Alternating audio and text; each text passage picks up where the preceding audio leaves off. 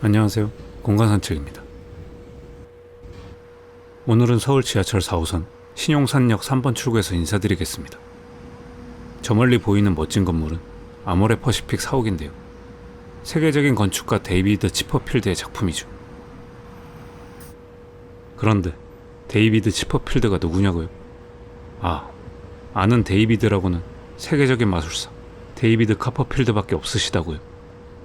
사실 저도 그런데 그냥 한번 아는 척 해봤습니다. 하하.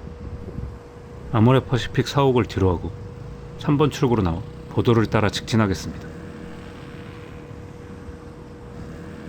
오늘은 공간 산책이 왜 신용산역에 왔을까? 이 동네에 산책할 만한 곳이 있나? 여기서 꺾어서 용산역으로 가려는 건가? 라고 생각하실 수도 있지만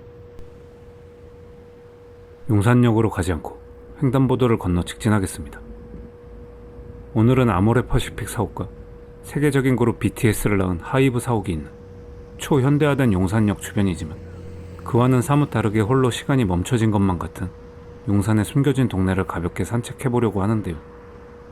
도심 한복판에서 정겨운 풍경과 함께 따뜻한 정감을 느끼며 또 옛 추억도 떠올릴 수 있는 곳을 소개해드릴 예정이니 궁금하신 분들은 영상 끝까지 시청 부탁드립니다. 횡단보도를 한 번 더 건넌 뒤 계속해서 직진하겠습니다. 정면에 볼보 자동차 매장이 보이고 한 번 더 횡단보도가 나오면 이번에는 오른쪽으로 꺾어갈 건데요. 길을 따라 끝까지 간 후 한 번 더 횡단보도를 건너고 여기서 좌측으로 가겠습니다.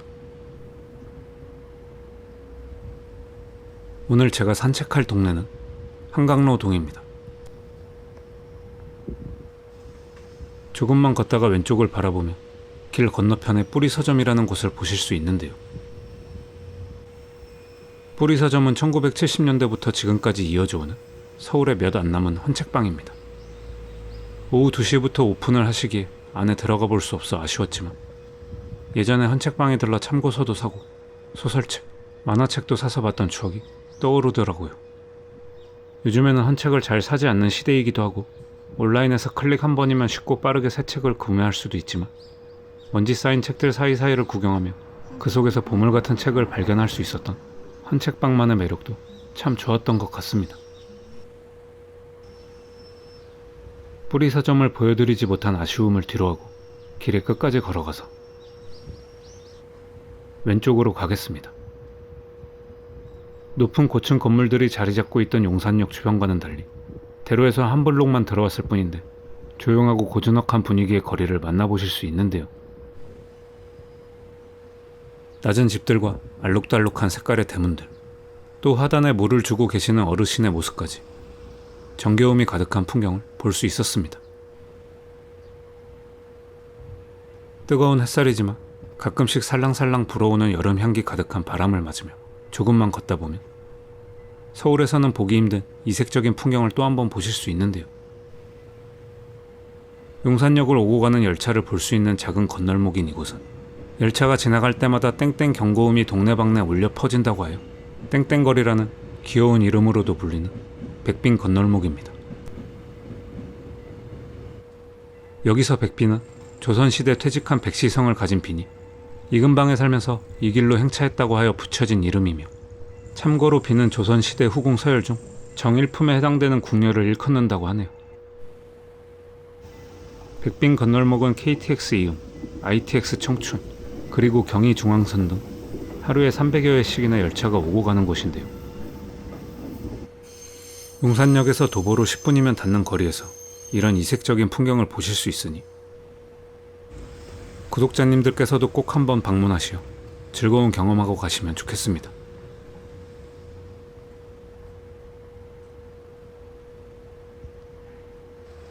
백빈 건널목을 지나치면 또 하나의 건널목을 만나실 수 있는데요. 이곳은 앞선 백빈 건널목보다는 열차 통행량이 적은 삼각 백빈 건널목입니다. 백빈님께는 죄송하지만 개인적으로는 땡땡거리가 더 좋은 것 같습니다. 언뜻 보기엔 운행이 중단된 폐선처럼 보이기도 하지만 경원선과 경부선을 연결하는 용산 삼각선의 단선 철도가 운행되고 있는데요. 또 임시 열차나 화물 열차가 통행하고 있으니 건널목을 건너실 때 유의하셔야 하며 선로위를 걸으시거나 진입하는 것은 금지되어 있으니 이 점 각별히 주의하셨으면 좋겠습니다.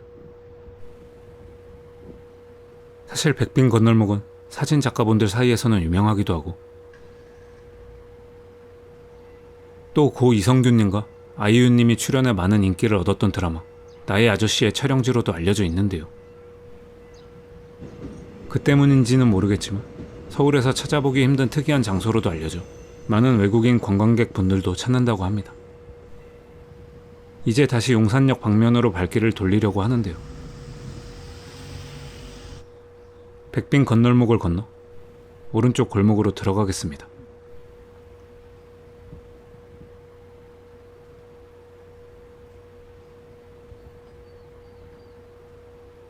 철길 옆 담장과 낮은 집들 사이에 나 있는 한 사람이 겨우 지나갈 수 있는 좁은 폭의 골목을 걷다 보면 지금이 과연 2024년이 맞나 싶을 정도로 타임머신을 타고 옛날로 돌아온 것 같은 기분마저 느낄 수 있는데요. 소박한 모습의 동네 풍경과 함께 가끔씩 담장 너머로 들리는 열차 소리 덕분에 잠시나마 추억 속을 여행할 수 있었습니다.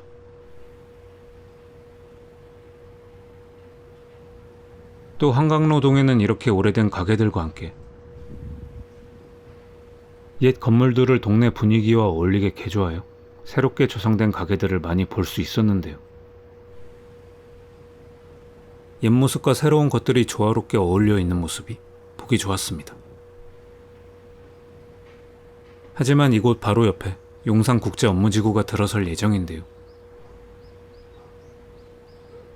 지금 당장은 아니겠지만 오늘 보았던 동네의 모습도 추억의 한 페이지로만 기억하게 될지도 모르겠습니다.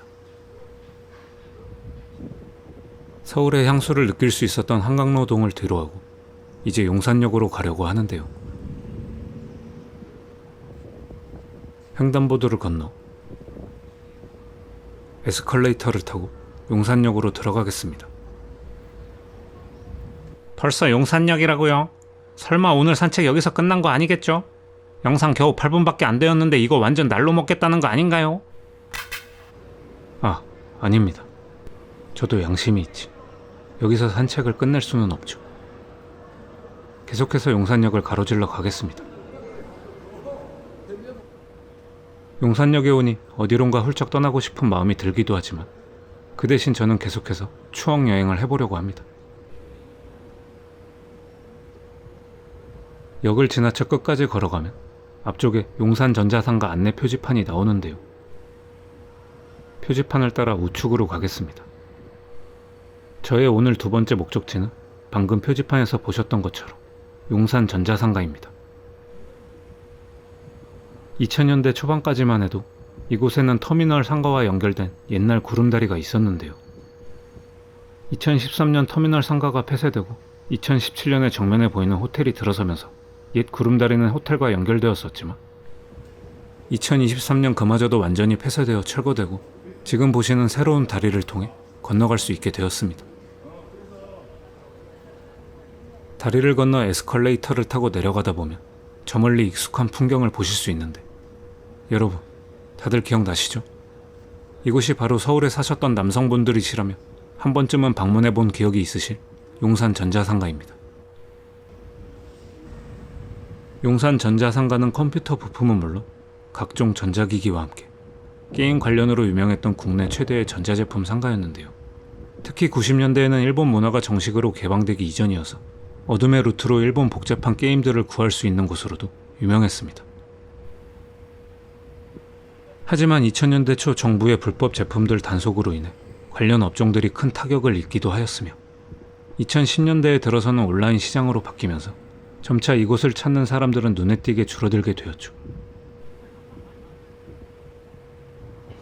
현재는 많은 점포들이 문을 닫은 상태이며 남아있는 매장들 또한 온라인으로 제품을 파는 도소매 업체들의 사무실로 쓰이고 있다고 하네요.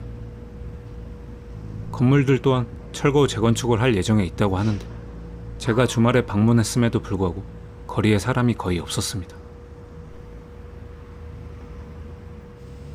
저도 90년대에 친구들과 함께 이곳에 자주 들러 게임 관련 상품들을 구경했었는데 이제는 이곳 또한 저의 추억으로만 남게 되었네요. 거리만 둘러보고 가기만은 아쉬워 상가 안에도 한번 들어가 보았습니다. 상가 안에는 앞서 말씀드린 것처럼 온라인으로 제품을 파는 도소매 업체들의 사무실들이 자리 잡고 있었고 주말이어도 이제 이곳을 찾는 사람들이 없어서 그런지 매장들 또한 운영을 하지 않고 있었습니다. 한때는 많은 사람들이 북적거렸던 이곳이었는데 그 시절에는 용산 전자상가가 이렇게 될 줄 알았을까요? 용산 전자상가는 한편으로는 일부 악덕 상인들로 인해 악명이 높은 곳으로도 유명했었는데요. 중고 제품을 새 상품으로 바꿔치기 해서 판매하거나 손님에 대한 폭언은 물론 학생들을 대상으로 강매도 서슴지 않았었는데 저한테 중고 부품을 새 상품으로 속여서 팔았던 사장놈은 잘 살고 있는지 궁금하네요. 안 좋은 기억도 남아있는 용산 전자상가이지만 그래도 친구들과의 추억도 남아있는 곳이기에 이렇게 텅 빈 거리를 보고 있자니 마음 한편이 씁쓸해지기도 했습니다. 여러분들께서도 용산 전자상가에 대한 추억 하나쯤은 있으시리라 생각되는데요. 그 시절 추억을 떠올려 보시면 생각나는 이야기가 있으시면 댓글로 남겨주세요. 그러면 제가 하트를 눌러주겠다고 하겠지 뭐. 그러고 보니 예전에 땡비라는 이름을 가진 용산의 마스코트 강아지가 있었는데요. 용산에 가다가 이 강아지를 만나 쓰다듬어주면 사기를 당하지 않고 물건을 싸게 살 수 있다는 미신도 있었습니다. 저도 땡비 머리를 쓰다듬고 간 적도 많았는데 그때마다 운 좋게 뭔가를 잘 샀었던 것 같기도 하고 하지만 뭐 그냥 기분 탓이었겠죠? 하하. 오늘은 신용산역에서 출발하여 높게 솟은 빌딩 숲에서 불과 도보로 10분 거리에 있지만 땡땡거리는 기차 건널목 소리를 들으며 서울의 향수를 느낄 수 있는 백빈 건널목과 함께 90년대와 2000년대 초반까지 많은 남성들의 추억이 깃들어 있는 용산 전자상가를 산책해 보았는데요. 언제가 될진 모르겠지만 용산국제업무지구 개발과 맞물려 오늘 보여드린 이곳들도 사라져 버릴 수도 있으니 한 번쯤 방문하시어 여러분들의 추억과 함께 즐거운 산책하셨으면 좋겠습니다. 호텔을 따라 걷다가 용산역에서 내려왔던 에스컬레이터를 다시 타고 오른 뒤 구름다리를 건너면 서울 지하철 1호선 용산역 3번 출입구에 도착합니다. 다음에도 좋은 산책 코스로 찾아뵙겠습니다. 시청해주셔서 감사합니다.